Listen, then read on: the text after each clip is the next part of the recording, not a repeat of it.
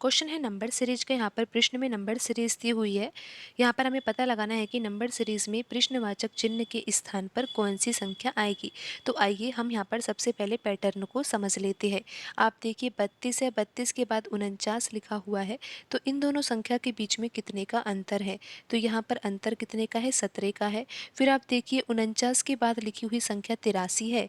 तो इन दो संख्या के बीच में अंतर कितने का है? 34 का है। फिर आप देखिए 83 के बाद जो अगली संख्या है वो है 151। तो यहाँ पर कितना अंतर होगा? यहाँ पर अंतर है 68 का। फिर आप देखिए 151 के बाद जो यहाँ पर अगली संख्या है वो क्या है? 287। तो यहाँ पर कितने का डिफरेंस है ये आप आसानी से निकाल सकते हो। यहाँ पर डिफरेंस आएगा 136 का। तो यहाँ पर हम लिख लेते हैं 136। तो अब हमें पता लगाना है कि यहाँ पर प्रश्न चिन्ह के स्थान पर कौन सी संख्या आएगी। तो हमें पता होना चाहिए कि यहाँ पर 287 तो लिखा ही हुआ है। 287 के बाद जो ये अगली संख्या आएगी, इन दो संख्या के बीच में डिफरेंस कितना होगा? अगर हमें डिफरेंस पता लगाना है तो यहाँ पर हमें पता लगाना होगा कि जो यहाँ पर हमने अंतर लिखा है ना, ये अंतर वाली एक सीरीज है, ये भी एक सीरीज ही बन गई है।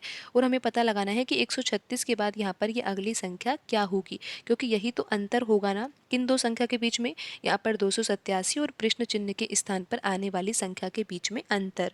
तो हम यहाँ पर पहले अंतर ही पता लगाते हैं। तो यहाँ पर आप समझिए कि यहाँ पर 17 है, 34 है, 68 है, 136 है। इसके बाद हमें पता लगाना है कि कौन सी संख्या होगी। तो आप पैटर्न को समझिए कि 17 से 34 प्राप्त करना है तो 17 में 2 का गुणा करेंगे। 34 से 68 प्राप्त करना है तो 34 में हम 2 का गुणा करेंगे। 68 से 136 प्राप्त करना है तो यहाँ पर भी हम 2 का ही गुणा करेंगे। और 136 से हमें अगली संख्या प्राप्त करनी है तो यहाँ पर भी हम 2 का ही गुणा करेंगे। तो 136 में अगर 2 का गुणा करेंगे तो यहाँ पर कितना आएगा? 272 आएगा। और हमें ये पता लग गया है कि यहाँ पर अंतर कितना आएगा? 272 का आएगा। तो अब अंतर ही पता लग गया है तो हम संख्या भी पता लगा लेंगे, क्योंकि ये नंबर सीरीज जो है वो बढ़ते क्रम में लिखी हुई है। 287 के बाद जो अगली संख्या आएगी वो 287 से बड़ी संख्या होगी। और कितनी बड़ी होगी ये हमें अंतर से पता लग ही रहा है। यहाँ पर हम 287 में 272 जोड़ देते हैं और पता लगाते हैं कि यहाँ पर प्रश्न चिन्ह के स्थान पर कौन सी संख्या आएगी। तो यहाँ पर आ जाएगा 9, 8 और 7 कितना होगा? 15 होगा। और यहाँ पर आ जाएगा 5। तो यहाँ पर संख्या क्या आएगी? 559 आएगी।